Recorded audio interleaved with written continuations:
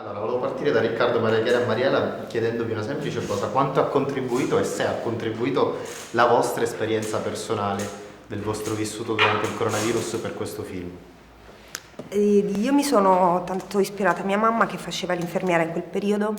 Mi ricordo un momento molto difficile in cui le avevo detto di prendersi dei giorni di ferie e di tornare a casa, e lei mi ha detto assolutamente non posso, ma con una serenità veramente che non riuscivo a comprendere. Mi diceva che quello era era la sua vocazione, e io da quello ho cercato di portare quella vocazione in Sara nella scelta che aveva fatto rispetto a suo padre di fare il medico per soldi, ecco.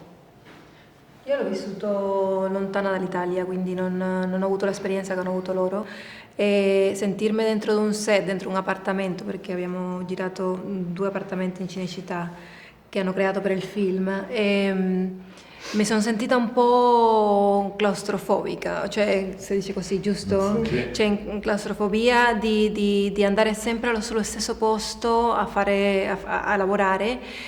E ho pensato, tante volte ho fatto l'analisi di come si sentirebbero le persone in confinamento, perché io non l'ho sofferto. A Los Angeles non si è visto questa cosa. Ed è dura, vivere, anche andare sui terrazzi, vedere le altre persone che facevano delle cose perché erano all'aria aperta, sentire le notizie della TV quando sentiamo all'inizio del film. Mi ha colpito tantissimo perché io l'ho visto come una cosa lontana su YouTube ogni tanto per vedere le notizie sull'Italia, perché ho parte della mia famiglia in Italia, ma viverlo su un set è stato, mi ha colpito tanto. Bueno, io ho avuto la fortuna di rimanere bloccato, però in campagna, la mia casa in Puglia, in campagna, per cui diciamo che è stato anche un momento fantastico, perché mi sono messo a fare l'impianto elettrico, i mobili, cioè bricolage, tutta una serie di cose che mi piace fare ma che non ho mai il tempo di fare.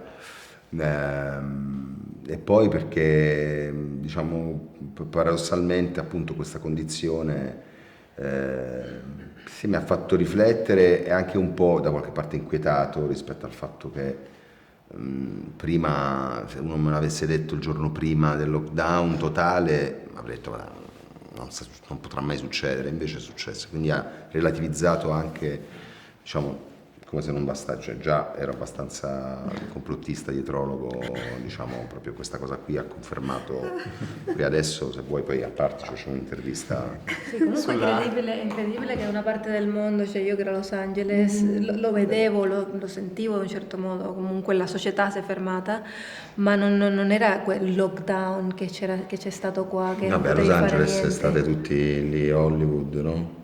No, lì c'è più spazio, normalmente non le strade sono più ampie, tutti hanno la macchina, quindi non è... Praticamente come stavo io in Puglia. Esatto. No, invece Stefano, io ho avuto la sensazione che il film, no, si muove tra tanti generi, l'avevano detto, commedia, thriller, anche un po' di dramma psicologico. Volevo chiederti se è stato difficile però bilanciare comunque in 99 minuti questo lavoro, e se c'è stata qualche fonte, qualche tuo reference personale che ti ha aiutato anche.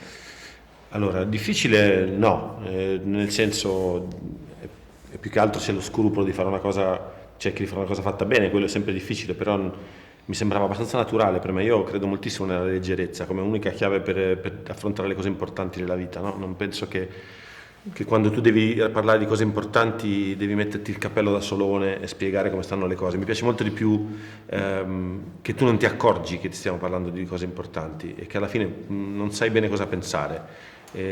Sia del film che dei personaggi, che ogni volta che pensi di aver capito come sono, in realtà l'idea che ci eravamo fatti era quella che tu ti potessi spostare da quella certezza, perché io non credo che nella vita le persone sono buone o cattive, giuste o sbagliate, penso che siamo tutti un mix di tutto. Per quanto riguarda le reference, l'ho citate un po' di volte quest'oggi, ci sono quei film che io guardavo negli anni 80-90, che sono i film tipo Tutto in una notte, tipo Qualcosa di travolgente, tipo Fuori orario, dei film in cui apparentemente una vita normale di un uomo anche non particolarmente votato all'avventura viene travolta da un incontro e poi le cose prendono una piega inaspettata. Quello succedeva tantissimo nel cinema di una volta e io banalmente senza accorgermi sono andato a attingere a quel territorio lì. Poi Un altro film che avevo molto in mente era Match Point di Woody Allen, perché quel tono lì mi sembrava veramente interessante, no? Una storia sul desiderio che però non perde mai quella patina un po' di commedia sofisticata da qualche parte, anche quando diventa thriller, anche quando succede qualcosa veramente di atroce. Però mi sembrava, Woody Allen mi sembrava così come idea, non come paragone, ci mancherebbe, ma come così carota da mettersi davanti per correre nel circuito, mi sembrava una cosa, un buon parametro da tenere a mente. Beh, anche come paragone, volendo, insomma. No, in chiusura ho notato, non per fare retorica, comunque tanto affiatamento tra voi tre, con le dovute... È stato bravo Stefano a riguardo o comunque voi vi siete trovati proprio bene subito sul set?